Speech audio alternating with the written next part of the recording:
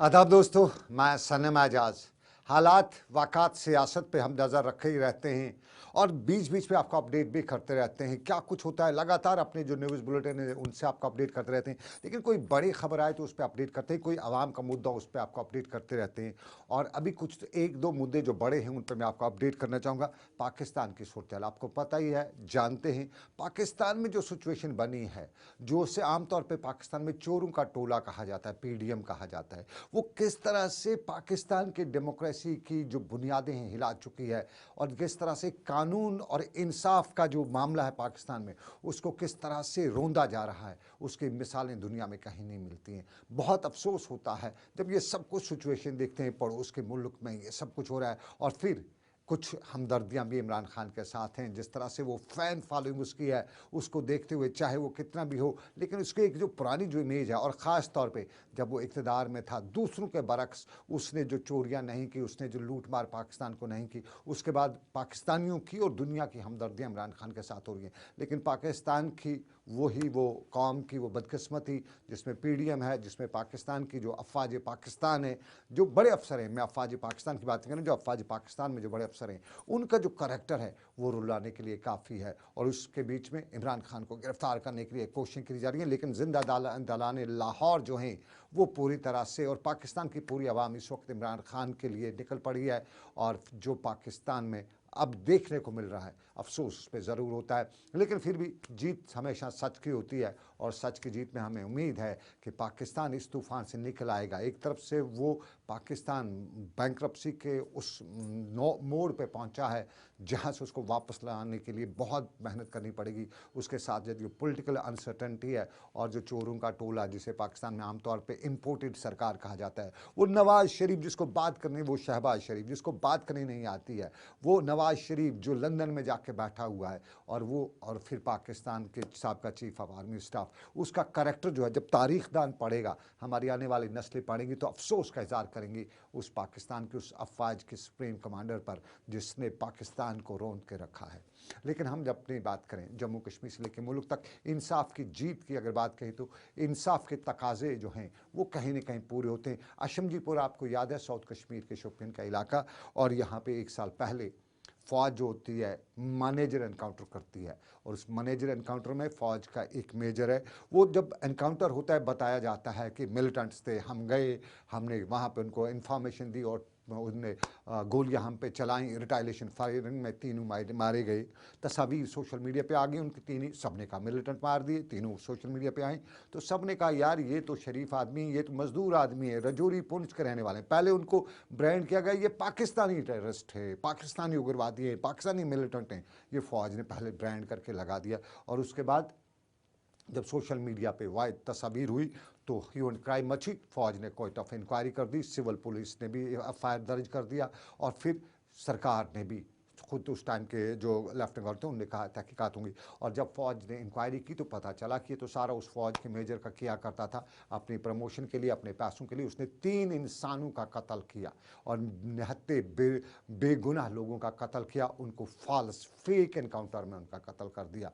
और उसके बाद फ़ौज की इंक्वायरी के बाद अब उस मेजर को उम्र कैद की सज़ा हुई है। और अभी भी लोग चाहते हैं कि इस पूरे प्लॉट में और जितने लोग थे, जितने भी लोगों से बात की, कहा एक मेजर से नहीं होगा, इस प्लॉट में बहुत से लोग होंगे। एक तो वो लोग होंगे, एक तो वो अफसर भी हो सकते हैं जिन्हें बाद में पता चला और उन्होंने उस पर बात खाई। जो उसके साथ जो लोग थे, वो एनकाउंटर जो है वो एक आदमी का नहीं होगा। अगर गौर 100 राउंड वहाँ पे फायरिंग चली तो उसमें और भी फौजी होंगे। तो सब, और जिसने इन्फॉर्म किया कहाँ पे, क्योंकि उसमें बहुत से जो सीक्वेंस ऑफ इवेंट्स है वो बहुत से आती है। तो इस वक्त चाहा जाता है कि फ़ौज जो है उन सब के ख़िलाफ़ कार्रवाई करे जो भी है, और फ़ौज में जो काली बेड़े हैं इन्हें बाहर नकाब करे, यानी इंसाफ की जीत हुई है। ये बड़ी खबर है। अशमजीपोरा का जो शोपियां अशमजीपोरा का एनकाउंटर था उसमें फ़ौज ने उम्र कैद की सज़ा उसको दी है, तकाजा किया है। एक तरफ से फ़ौज का मॉरल बुलंद हुआ है, फ़ौज के जो ऊपर जो है एक पॉइंट उठ रहा था, उंगली उठ रही थी, उसको साफ कर दिया। और साथ साथ में आगे के हवाले से महबूबा मुफ्ती का ट्वीट आया और महबूबा मुफ्ती ने श्रीनगर हैदरपुरा श्रीनगर का जो HMT एनकाउंटर है उन पे भी जो सवाल उठे थे उसके हवाले से भी तहकीकात का मुतालबा जो उसने दोबारा दोहराया है। और कश्मीर में इस तरह के मामला बहुत सी जगहों पे फेक एनकाउंटर्स की खबरें आती रहती हैं, फेक एनकाउंटर, लोग उस पर भरोसा नहीं करते कुछ एनकाउंटर्स पे, और फिर ये हो जाता है जिस तरह से सीक्वेंस बनती है, यहाँ पे यहाँ पे यहाँ पे लगता है पता फेक एनकाउंटर हो गया, तो फिर अगर असल भी होगा उस पर भी लोग शक करते हैं कि नहीं शायद कहीं नहीं होगा। तो ये एक शुरुआत हुई है, अच्छी शुरुआत है। अगर दूसरों में भी इस तरह की तहकीकात हो जाएं, दूध का दूध पानी का पानी हो जाएगा, एक वैल्यू जो है फ़ौज पर जो भरोसा है वो और बढ़ेगा।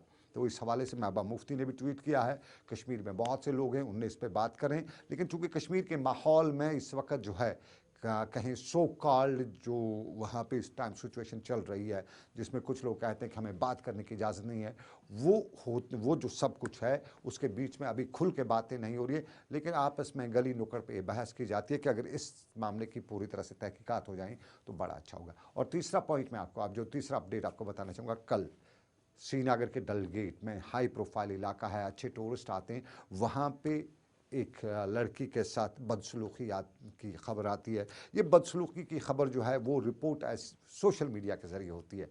ये सोशल मीडिया का कमाल भी, और सोशल मीडिया की रिपोर्ट इस बदसलूकी की, उस लड़की ने उनका फ़ोटोग्राफ, उनकी स्कूटी का फ़ोटोग्राफ उठाया और कहा, लिखा कि बदसलूकी कर रहे थे, इव टीजिंग हम जिसे कश्मीरी में अंग्रेज़ी में कहते हैं।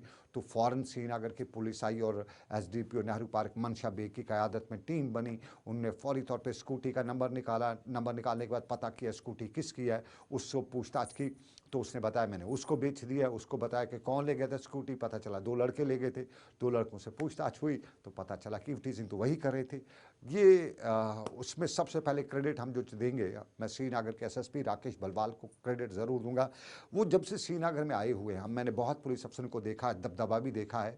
वो दबदबे वाले तो ठीक थे, लेकिन जो प्रैक्टिकल ग्राउंड पे काम होता है, राकेश बलवाल की जो इस वक्त एडमिनिस्ट्रेशन उसमें बहुत ज़्यादा हो रहा है। 2 चीज़ राकेश बलवाल ने बहुत की, नार्कोटिक्स पे वो बहुत ज़्यादा मुतहरिक हैं, करप्शन पे बहुत ज़्यादा मुतहरिक हैं, और दोनों चीज़ों के खिलाफ काफ़ी काम कर रहे हैं। और एक तरह से हम कह सकते हैं कि चेंज हम देख रहे हैं श्रीनगर में, चेन ऑफ चेंज हम देख रहे हैं।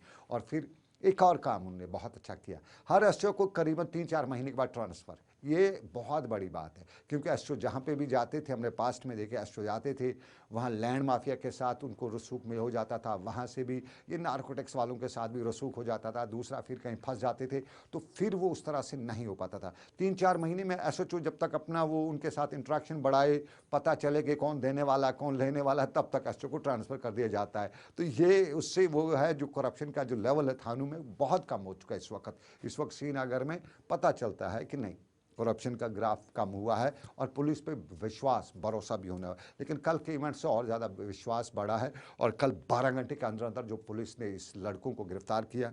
अब लड़कों को गिरफ्तार किया स्टॉकिंग पे, इव टीजिंग पे, दुनिया के किसी माशरे में टीजिंग की इजाज़त नहीं है, लेकिन उम्र का तकाजा भी है। जो हर चीज़ के दोनों पहलू होते हैं, बच्चों के जो ये लड़के हैं इनकी उम्र का तकाजा भी है। इस तक उम्र में आदमी बहक भी जाता है, क्योंकि एडोलसेंस एज होती है, और इस एज में सनफ़ नाजुक जो है या अपोजिट जो सनफ़ है उसकी कशिश भी होती है। तो उस कशिश को देख के बहुत से लोग हैं, लेकिन मैं उन बच्चों को बताना चाहूँगा कि आपकी छोटी सी गलती आपके लिए या आपकी फैमिली के लिए कितनी परेशान कुन होती है।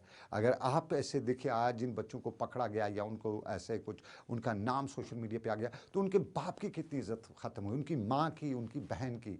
तो ये अपनी आप आदमी अपने बारे में सोचे तो वो तो ठीक है, लेकिन जो फैमिली के बारे में सोचे, उनका ख्याल रखे, वही तो इंसान है। दूसरों के बारे में सोचना ही इंसानियत है। तो वो बच्चे जो अपने माँ बाप का बारे में सोचें, कोई भी काम करने से पहले इस तरह से, ठीक है मज़ा आता है, ये उम्र का तकाजा है, लेकिन उन बच्चों को मैं बताना चाहूँगा कि मज़ा तो ठीक है, लेकिन आपकी इस गलत कदम की वजह से आपके माँ बाप, आपकी बहन भाई, आपके दूसरों की इज़्ज़त पे कोई आँच तो नहीं आएगी, क्योंकि ये बदनामी जो है आपको सदियों क्या सालों क्या सदियों जो है बर्दाश्त करनी पड़ेगी। आपकी फैमिली को उस पर टॉर्चर होता रहता है, ये टॉर्चर होता है आपकी फैमिली के लिए, आपकी बहनों के लिए, आपके भाइयों के लिए, आपके रिश्ते ख़त्म हो जाते हैं। तो इसलिए ये ख्याल रखिएगा, जो अपनी बहन के इज़्ज़त का ख्याल रखता है वो दूसरे की बहन का भी इज़्ज़त का ख्याल रखे।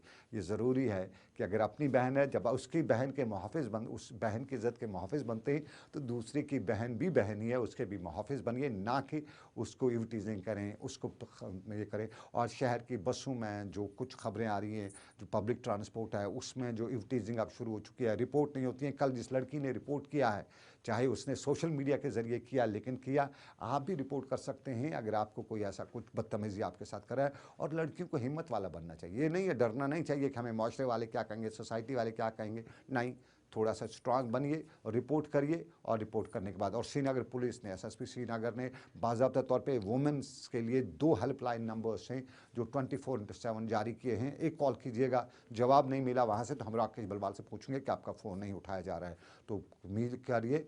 एक अपने आप का हमारा जो मुआशरा है कश्मीर का, इस मुआशरे में हमारी पिरवर भी है और उसके साथ हमारी कुछ अखलाकी कदरें हैं, अखलाकी ज़िम्मेदारियाँ हैं, उन ज़िम्मेदारियों को आपको निभाना भी है। मुआशरे में सियासत हम करते रहते हैं हम दूसरे पहलुओं पे, लेकिन ये बहुत है, हमें मुआशरा साफ पाक चाहिए ताकि एक अच्छे मुस्तकबिल के हम जो है उसकी ज़िम्मेदारी निभा सकें।